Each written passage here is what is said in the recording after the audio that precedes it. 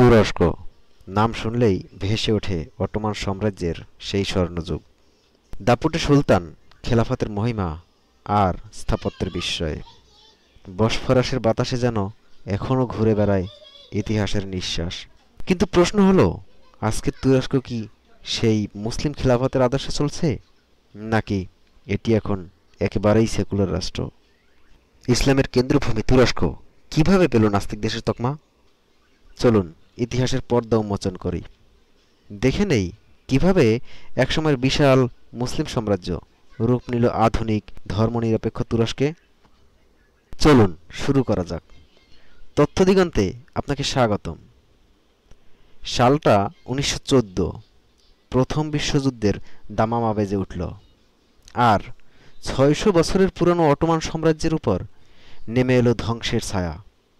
এক সময়ের খিলাফতের ছায়াতলে থাকা বিশাল মুসলিম বিশ্ব দেখল কিভাবে ইউরোপের পরাশক্তি ভাগ করে নিচ্ছে তাদের ভূমি।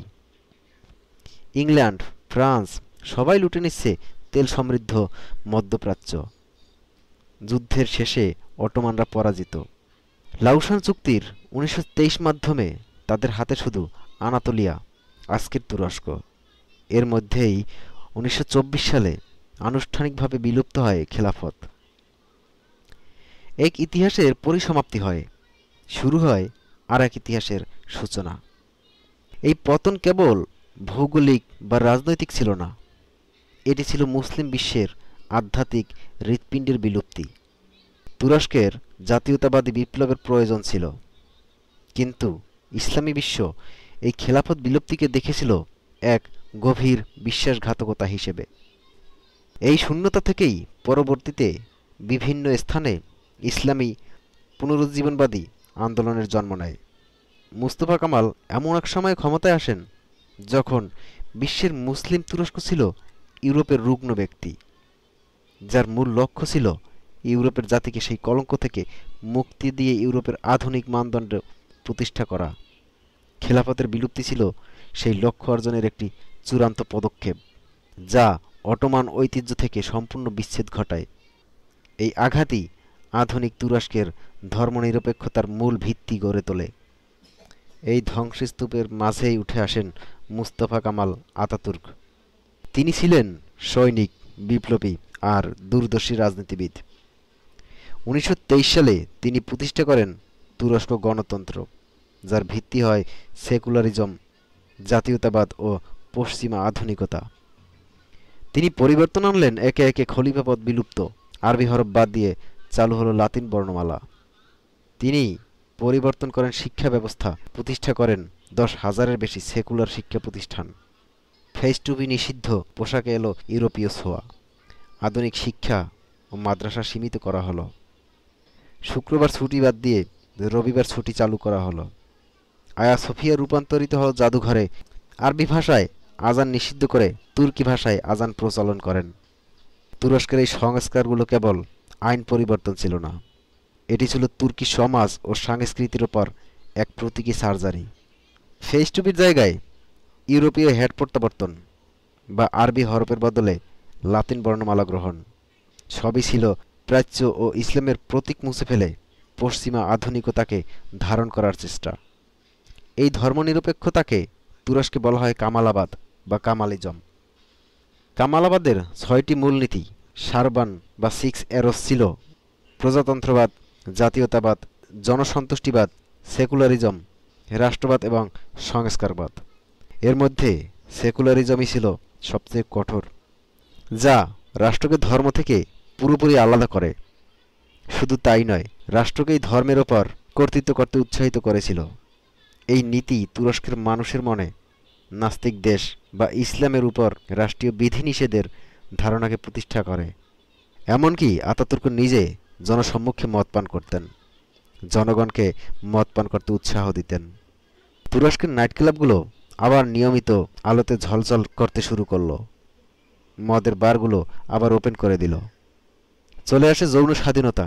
তিনি নিজেও নাকি একজন সমকামী ছিলেন, যদিও তার কোনো যথার্থ প্রমাণ নেই। অনেকে বলেন এটা ছিল প্রতীকী বিদ্রোহ, রাষ্ট্রীয় রক্ষণশীলতার বিরুদ্ধে। কিছু ইতিহাসবিদ দাবি করেন আতাতুর্ক ছিলেন লিবারেল ও পশ্চিমামুখী মানুষ। কেউ কেউ বলেন তার সংস্কার তুরস্ককে আধুনিক করেছে, আবার অনেকে বলেন তিনি কেটে ফেলেছিলেন দেশের ইসলামী শিকড়। তুরস্ক যেন রাতারাতি হয়ে গেল পশ্চিমামুখী সেকুলার রাষ্ট্র। কিন্তু জনগণের হৃদয়ে সেই ইসলামী পরিচয় এখনও উজ্জীবিত রয়ে গেল। এই কঠোর সেকুলারিজমই তুরস্কের রাজনৈতিক মেরুদণ্ডকরণের বীজ বুনে দেয়। সেনাবাহিনী হয়ে ওঠে কামালাবাদের প্রধান রক্ষক, আর গ্রামীণ রক্ষণশীল জনগোষ্ঠী নিজেদের ধর্মীয় পরিচয় রক্ষার জন্য গোপনে শক্তি সঞ্চয় করতে থাকে।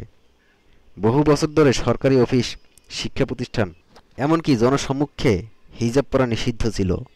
এই নিষেধাজ্ঞা ছিল ধর্মনিরপেক্ষতা রক্ষার নামে নাগরিকদের ব্যক্তিগত স্বাধীনতার ওপর রাষ্ট্রের হস্তক্ষেপের এক চরম উদাহরণ। তুরস্কের সেকুলারিজম পশ্চিমা দেশগুলোর মতো রাষ্ট্রের প্রতি ধর্মের নিরপেক্ষতা নয়, বরং সেটা ছিল ধর্মের প্রতি রাষ্ট্রের নিয়ন্ত্রণ। এই দ্বন্দ্বই দেশের রাজনীতিকে বারবার সামরিক অভ্যুত্থানের দিকে ঠেলে দেয়। পরবর্তী কয়েক বছর ধরে তুরস্কের রাজনীতি ছিল দুলেছে দোলনার মতো।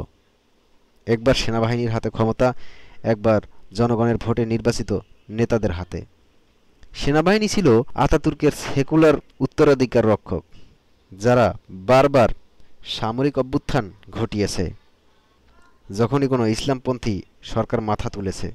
1960, 1980, এমনকি 1997 সালেও তারা হস্তক্ষেপ করে। তুরস্কের রাজনীতি তখন একদমই অনিশ্চিত, কিন্তু পরিবর্তনের হাওয়া আবার বইতে শুরু করে 2000 সালের দিকে, যখন উঠে আসেন এক নতুন নেতা, রিসেপ তাইয়েপ এরদোগান। এরদোগানের উত্থান ছিল এক দীর্ঘদিনের দ্বন্দ্বের ফল। তিনি ক্ষমতা গ্রহণের পর ধীরে ধীরে সেই সমস্ত প্রতিষ্ঠানকে দুর্বল করতে শুরু করেন যা কামালাবাদী সেকুলারিজমের রক্ষক ছিল, বিশেষ করে সেনাবাহিনী, বিচার বিভাগ ও উচ্চ আমলাতন্ত্র। তার একেপি দল নিজেদের প্রমাণ করে ধর্মনিরপেক্ষ কাঠামোর মধ্যেই ইসলামী মূল্যবোধকে পুনরুজ্জীবিত করার এক আধুনিক রাজনৈতিক শক্তি হিসেবে। হিজাবের উপর নিষেধাজ্ঞা প্রত্যাহার, অসংখ্য নতুন মসজিদ নির্মাণ এবং ধর্মীয় প্রতিষ্ঠানের প্রসারের মাধ্যমে তিনি তুরস্কের রক্ষণশীল ও সংখ্যাগরিষ্ঠদের নীরব বিপ্লবের এক প্রতীক হয়ে ওঠেন। এটি ছিল কামালাবাদের দীর্ঘদিনের আধিপত্যের বিরুদ্ধে জনগণের ভোটের মাধ্যমে হওয়া এক প্রতিবাদ। এরদোগান ছিলেন একসময়ের ইস্তাম্বুলের মেয়র, যার নেতৃত্বে তৈরি হয় একেপি পার্টি। একেপি পার্টি একদল যারা ইসলামী মূল্যবোধে বিশ্বাসী কিন্তু আধুনিক রাজনীতি বোঝে। তিনি ক্ষমতায় এসে দেশের অর্থনীতি ঘুরে দাঁড় করান, তুরস্ককে বানান মধ্যপ্রাচ্যের শক্তিশালী খেলোয়াড়। তার জনপ্রিয়তা বাড়তে থাকে মুসলিম দুনিয়ায়, বিশেষ করে যখন তিনি আয়া সোফিয়াকে পুনরায় মসজিদে রূপান্তর করেন। বিশ্বজুড়ে মুসলমানরা উৎসাহিত হয়। তবে পশ্চিমা বিশ্বে এর প্রক্রিয়া ছিল মিশ্র। এমনকি এরদোগানকে সামরিক অভ্যুত্থানের সম্মুখীন হতে হয়, যা সাধারণ জনগণ জীবন দিয়ে নস্যাৎ করে দেয়। এরদোগান তুরস্কে ইসলামী প্রভাব বাড়ালেও সংবিধান অনুযায়ী তুরস্ক এখনও একটি সেকুলার রাষ্ট্র। কেউ বলেন তিনি আতাতুর্কের পদ থেকে বিচ্যুত হয়েছেন, আবার অনেকে বলেন তিনিই ফিরিয়ে এনেছেন তুরস্কের আসল ধর্মীয় পরিচয়, সেই অটোমান সাম্রাজ্যের খেলাফত। আজ তুরস্ক দুই ধারায় বিভক্ত। একদিকে আতাতুর্কের উত্তরাধিকার বহন করা সিএসপি দল, এদের মূল আকিদা কামালাবাদ, যারা বিশ্বাস করে সেকুলারিজম, আধুনিকতা ও পশ্চিমা বন্ধুত্বে। অন্যদিকে এরদোগানের একেপি, যারা ইসলামী মূল্যবোধকে সামনে রাখে। দুই প্রবাহেই চলছে আধুনিক তুরস্ক। রাস্তায় একদিকে হিজাব পরা নারী, অন্যদিকে ইউরোপীয় পোশাকে তরুণ প্রজন্ম। দুজনেই একটি শহরে একটি স্বপ্নে বাস করে। তবে প্রশ্নটা থেকেই যায়, এরদোগান কি সত্যিই ফিরিয়ে আনতে পারবে অটোমান সাম্রাজ্যের সেই ইসলামিক খেলাফতের গৌরব? আপাতত উত্তর হলো না, কারণ প্রধান বিরোধী দল আর এরদোগানের দলের মধ্যে ভোটের তেমন একটা পার্থক্য নাই সর্বশেষ নির্বাচনে। এতে এটাই স্পষ্ট যে তুরস্ক সেই আগের খেলাফতে পৌঁছাতে অনেক পথ পাড়ি দিতে হবে। তবে মনে হচ্ছে তুরস্ক চিরকালই থাকবে আধুনিকতা ও ধর্মের মাঝখানে দোদুল্যমান এক রাষ্ট্র হিসেবে। আজকের পর্বটি ভালো লাগলে চ্যানেলটি সাবস্ক্রাইব করে অবশ্যই পাশে থাকবেন। লাইক এবং কমেন্ট করে জানাবেন কেমন লেগেছে আজকের পর্বটি। প্রিয় দর্শক, আমরা আবার ফিরব নতুন কোনো তথ্যের পর্ব নিয়ে। ততক্ষণ সবাই ভালো থাকবেন, সুস্থ থাকবেন।